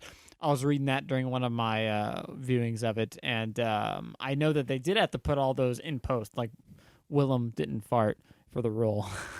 He was unwilling. Was he really? Yeah, they're all post. That's hilarious. Put in. Oh, but when they were put in, they wouldn't say how they got them. So I guess Willem could have farted in a soundstage so that they could put it in. Because I know that they weren't like ripped. Right. Yeah. Ripped. No? Okay. But yeah, so I mean, it's tough for me because there are certain things like that where it's hard to judge. I know what they were trying to do with things like the aspect ratio and some of the farts and some of the other aspects of the movie as well. Like, I think that the Lighthouse has some phallic imagery that they're trying to go for with it. Like, obviously, there's quite a few. I think there's at least 2 Robert Pattinson masturbation scenes in the movie. Yeah. And they cut between him jerking it and the lighthouse, and the lighthouse is like twisting almost like horizontally, like with the, not the actual thing, but like the camera angle is going horizontal to show. And it's like, why are you cutting between the lighthouse and him jerking it? Is the lighthouse a phallic symbol? Is it about power, over, because Willem is at the top of the lighthouse, he has like all the, and it's weird. So I don't know if that is part of it, if I'm reading too far into it. That's the other thing I kind of have an issue with, is like all those subtle things. Like they try to do that kind of stuff with a lot of different things, and like cutting back and forth and doing weird stuff. And it's like, was there a purpose to every single one of those? Did the director go like, this is why, but I'm not going to explain it? Or did he just go, well, I'm just going to cut back and forth? Because some of it felt like that, and then some of it didn't. But I can't judge whether it did or didn't. I can judge how I felt about it, and that's how I felt. I felt like there was a lot of back and forth. One of the scenes kind of drive that point is they had a what war. Yeah. And it was like, what? And they just kept saying it over and over and over. And it lasted way longer than I thought. But they're drunk. Whatever. That's fine. But it's just another one of those things. It's like, they're drunk and kind of crazy and going at each other. And I get that, like, that can be, and it was. Every time they had a scene, it was acted very well. And that can have some emotional meaning. And it does. But when you see it over and over and over, it's like, oh, cool, they're going to get drunk and happy and then mad. And, okay. And then we're doing that again. But to be fair, again, it was just that over and over to where I just didn't care. Relevant information is exposed every time they get drunk and they talk to each other. That's where you learn a little bit more about them. Like you find out, like, you know, Willem Dafoe's character talks 2 different versions of how he hurt his leg and got a bum leg, which is a bit interesting in itself. Is, you know, why is he lying about his bum leg? Robert Pattinson character comes out about his first name, says, I want you to call me, you know, Urim Winslow or whatever. It's a weird Ephraim, Ephraim Winslow. And then, you know, he later reveals that that's actually the name of the guy he kind of let die. Plot about killing himself. Saw the guy get basically lost in between logs on a weird log drive in the water. It's a little hard now they explained to visualize exactly what happened, but and then just basically didn't help him. Just let him die. But not only that, I mean, other stuff as well. And it's just so, I think that's what kind of holds those scenes together for me, is that they all kind of, those are some of the only times in which you get the more impactful dialogue between the two, because those are the only times that they're okay enough with each other to actually talk. So that's kind of my overall point, is that you have all these little things that drive toward the point of the movie, but all together, when you can only look at them together. Like, I can't go back to a new edited version of the movie and say, if that was out, it would be better. Or if that was out, that would be, you know what I mean? Yeah. I can't see that. I only have seen it with everything. So I can't pinpoint at what point did it become excessive, because it does feel a tad bit excessive with a lot of this stuff. Like, it didn't need all of it. But I don't know that for sure, because I literally can't see it without, you know, I mean, Am I making sense with this? No, you're making sense, because every time, like, you have to get that information, and that's the best way for them to get that information out, is them getting drunk and being more vulnerable. But for me, when well, I guess my great, I don't know. Maybe I want more creative ways of them getting that information out. Maybe I don't know. I wasn't drawn in enough, but that's just me. It just didn't click every time they got drunk and then talked about themselves and then went back to this other thing and then drunk and then talked to themselves back. It's just like, we're just doing the same thing over and over, and then it's got really weird stuff that, again, I don't know if there was a purpose for, and I don't know if the director had a purpose for each and every one of those weird cuts from one weird thing to the next, and if they do relate, and maybe you can watch this movie 50 times and figure out how each one actually relates. But it just seemed like a lot of, again, being weird to be weird. I think it's definitely one of these movies where you can kind of, like, as a viewer, you can kind of theory craft a little bit with it, and you can come up with different ideas of how, why this thing happened, or what's the real ending, or this kind of thing, which can be good and works for some people, but for others, you could see it as, well, now I'm kind of writing the story for you. You know, it's a bit of a double-edged sword that way, because it takes a lot, and it takes a clever script to kind of make a story where you can be intrigued enough in it, and also there's enough there where you kind of want to, like, get more out of it, and there's enough mystery behind it where you're actively thinking of different possibilities of what could be the truth. But at the same time, if the movie actually just told you, then I feel like you'd have a more immediate, more tangible reaction to kind of hold on and say, oh, this is what the movie is, and I can just talk about that, opposed to trying to actually come up with what the movie was. Right, myself. And to be fair, I think you know me well enough to know that I do like movies that make you think and talk and figure out kind of what's going on. maybe for me, the reason this one's different is because it's even farther off on that spectrum. Maybe I'm thinking that I like movies that do allow you to think and you don't know exactly the purpose or the point or whatever. But I think there's a difference from having to put together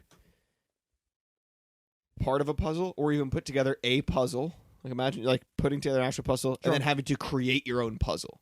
And maybe I think it's feeling like I'm having to create my own puzzle too much of this, mixed with the fact of all this like weird, unsettling stuff.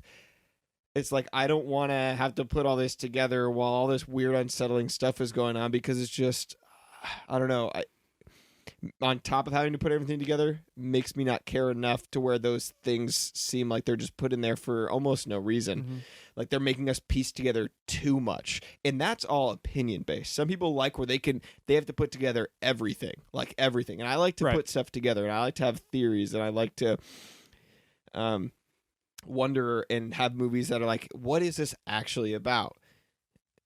But this, I feel like, had me putting everything together for it, and I didn't like that. I think that's where I think that's a good way for me to like kind of blanket statement where I stand is I feel like it had me put way too much together, and I also don't enjoy watching a bunch of unsettling and stuff like that. And not that they can't have stuff in movies that I like that are unsettling, but when it's just one after the other and I have to piece everything together, like everything together, right? It just became too much.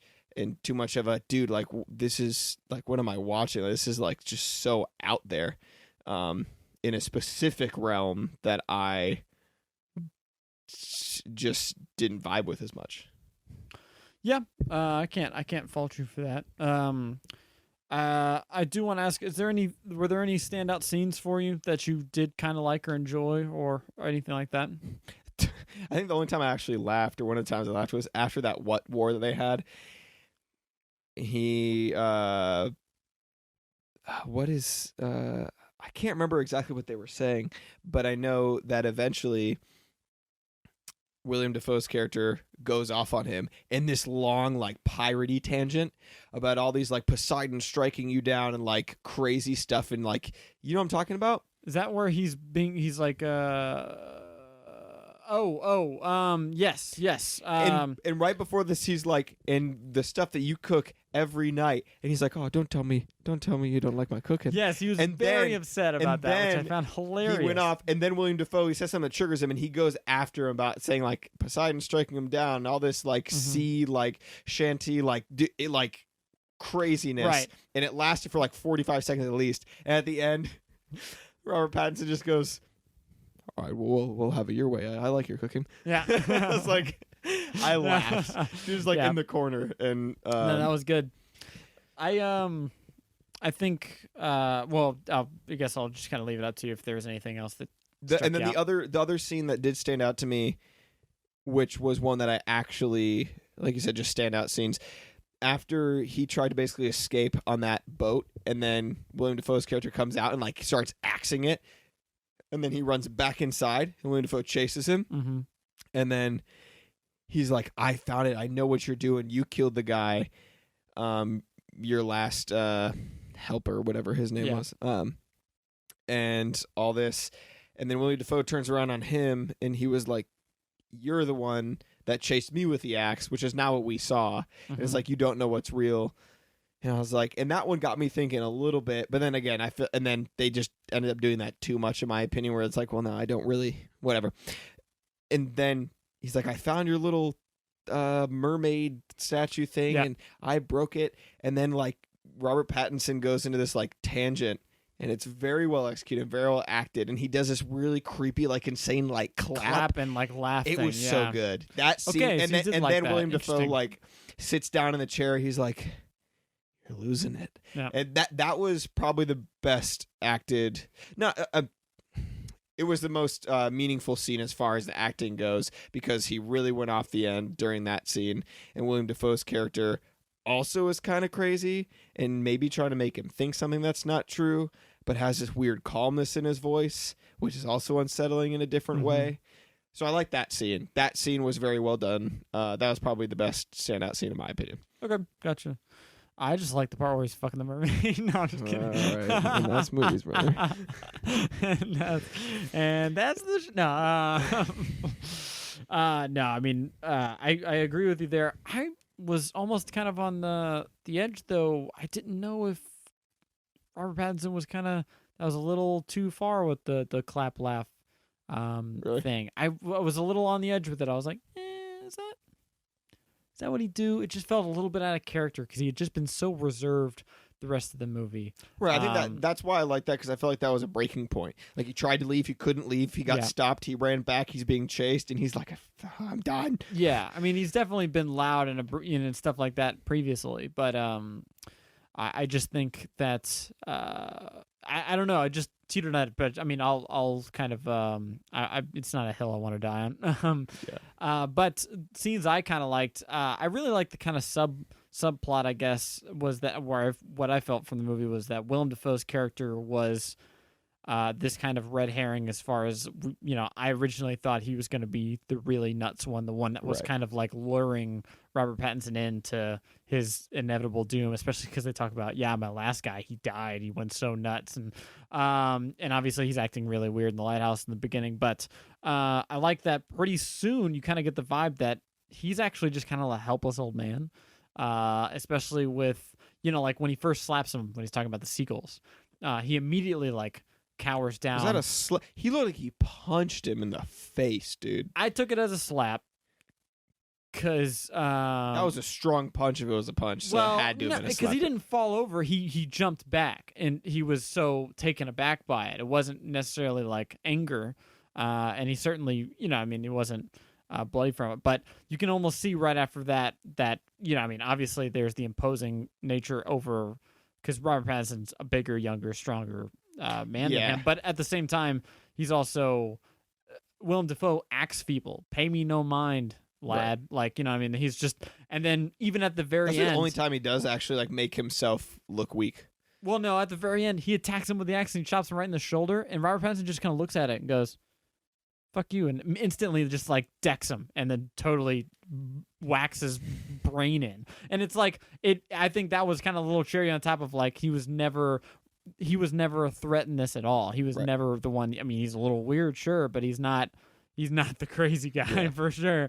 And so I just I thought that was an interesting, and all those little scenes that go along with that, because they really try to set that up with, and Willem Dafoe's little monologues about when he says he hasn't been doing his duties, and he like points at a spot which the camera shows the spot very briefly. It like, because you know what I'm talking about. Yeah.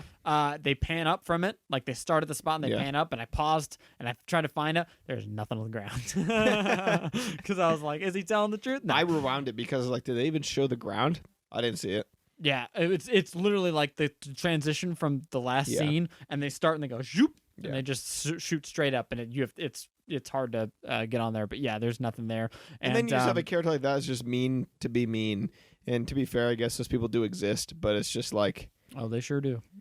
It's just it was even harder to. That's a draining part of the viewing experience. I did like his monologue about how it's like, if I tell you to, you'll tear down this whole place and take out every nail and suck off the rust and put it all back together again and do it 10 times over. Because I thought that was a good, well done. Yeah, it was a good scene, but I don't know. There were just I did like all the little creepy elements of this movie, all the little shots you get.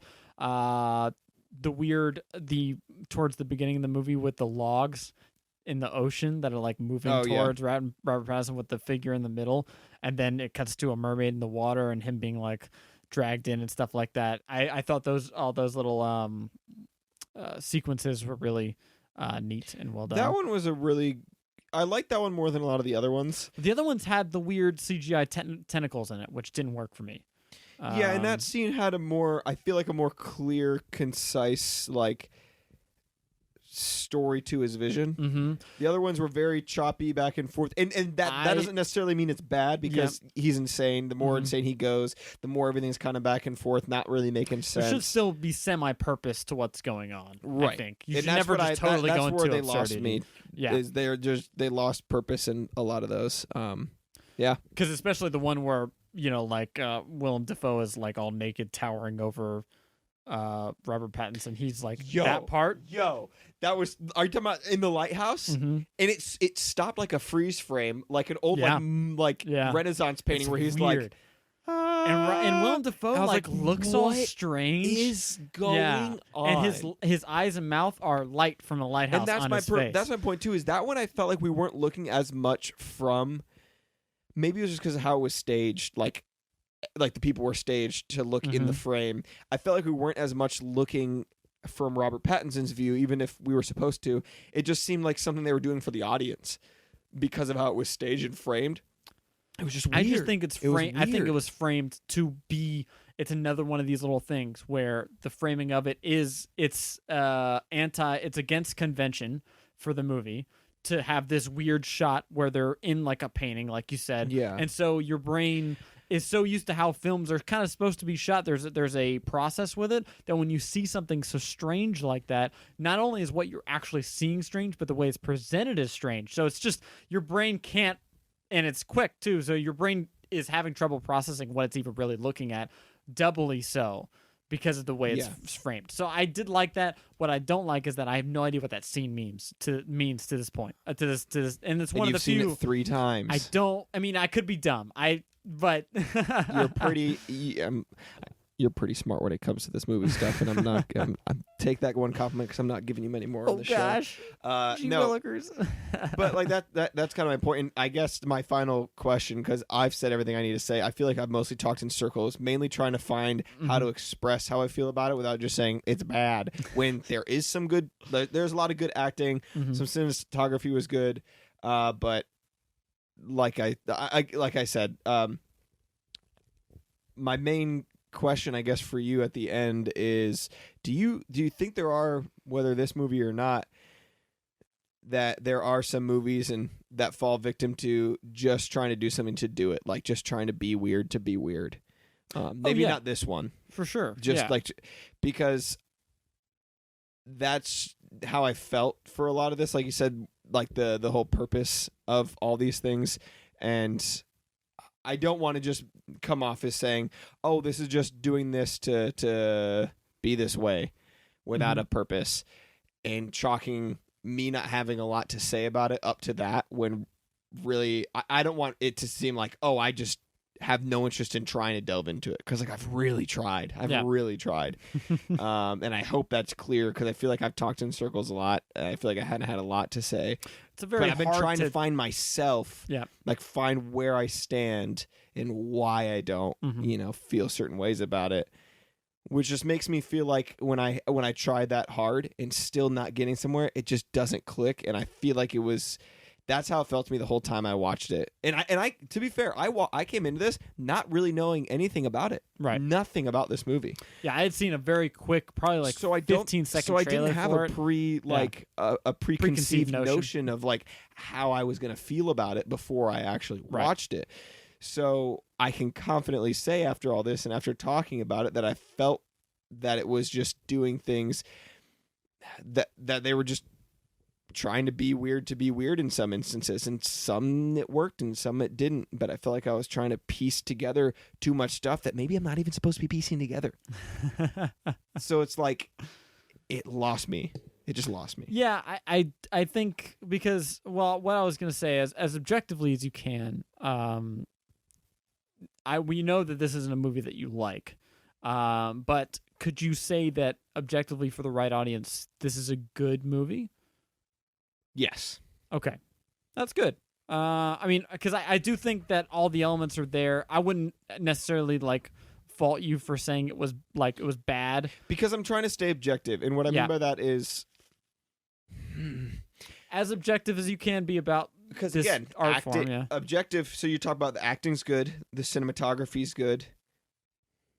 Another huge thing about the movie is a story. Yeah. That's the only thing that I'm struggling a little bit with. But if the main premise of the story is trying to figure out, is discovering a relationship between these two guys that are isolated and put in this confined space together, and how that affects them, and how a man becomes insane, they did that. Right. I am not a fan of the way they did it, and I think that they pushed it in weird ways that really didn't make sense. But some people like weird movies. Mhm. Some people just like seeing weird, unsettling things. I kind of like it.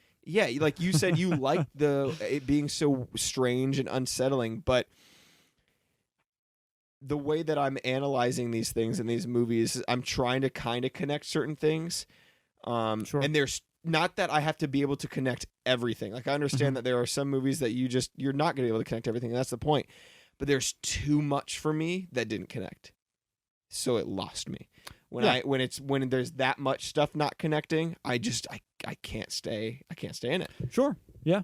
No, I think that's totally fair. It's just that's just a subjective quality of the movie that it wasn't for you.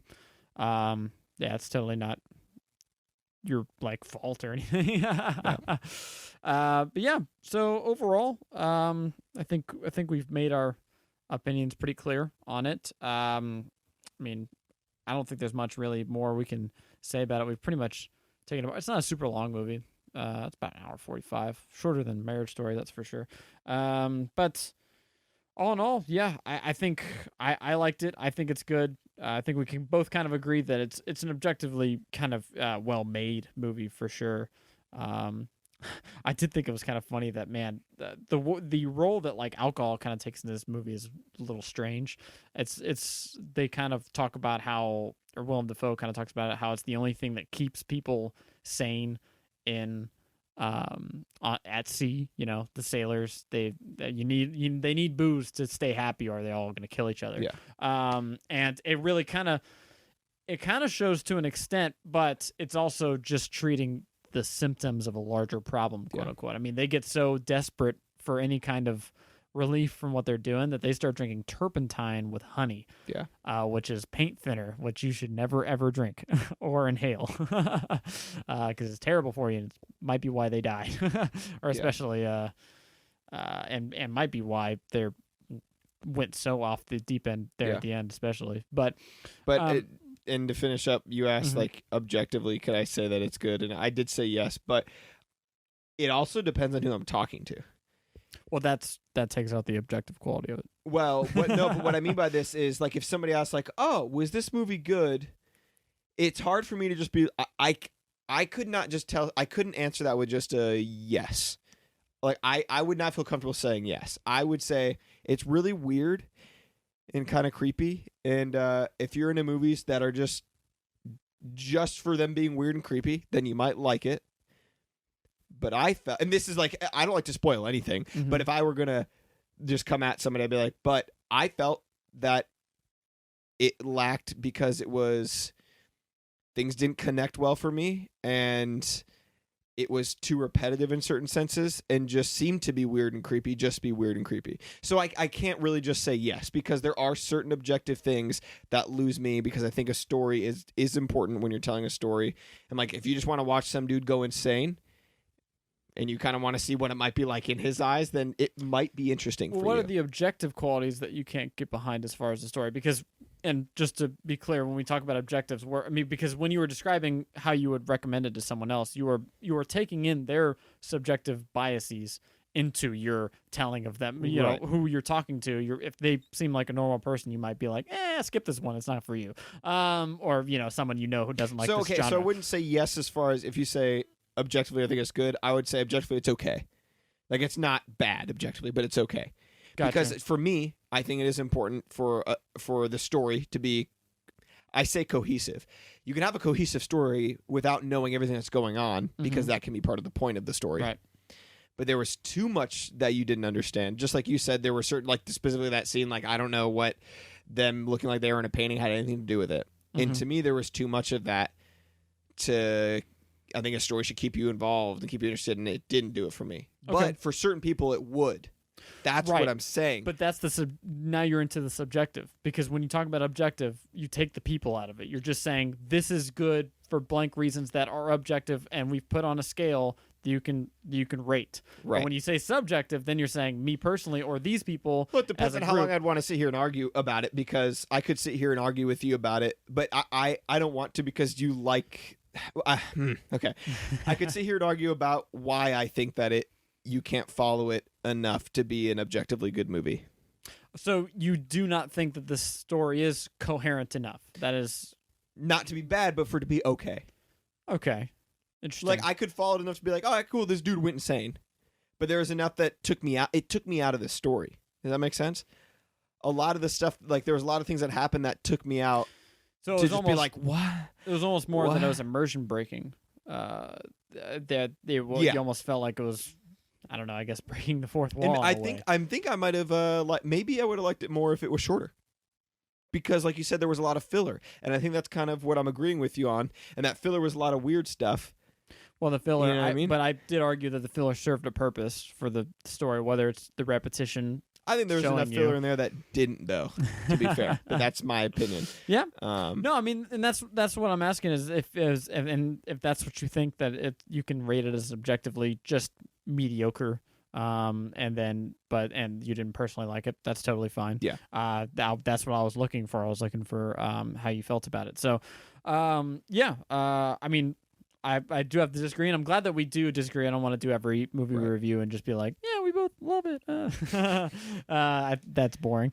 But yeah, all in all, I think we've summed it up pretty well and dissected it as much as we can. Without going exactly scene by scene, but I think that wouldn't be as fun for you because you don't, you just didn't enjoy the movie as much. But we talked about pretty much everything I wanted to talk about. So, if you haven't seen it, well, take your recommendations. you know what they are. And all in all, that's it, brother. And that's not it. It came out last year. Maybe tune in next week if you want, because we might have a special guest. Whoa. Next week. Maybe. Unconfirmed. Haven't asked him at all. But maybe. Yeah. Maybe. It's going to be Willem Dafoe. No. He's going to come on and fart on podcast for us. All right. Okay. Yeah. All right. Okay. Yeah. All right. Okay. Yeah. All right. Okay. Yeah. All right. Okay. Yeah. All right. Okay. Yeah. Right. Okay. Yeah. Right. Okay. Yeah. Right. Okay. Yeah. Right. Okay. Yeah. Right. Okay. Yeah.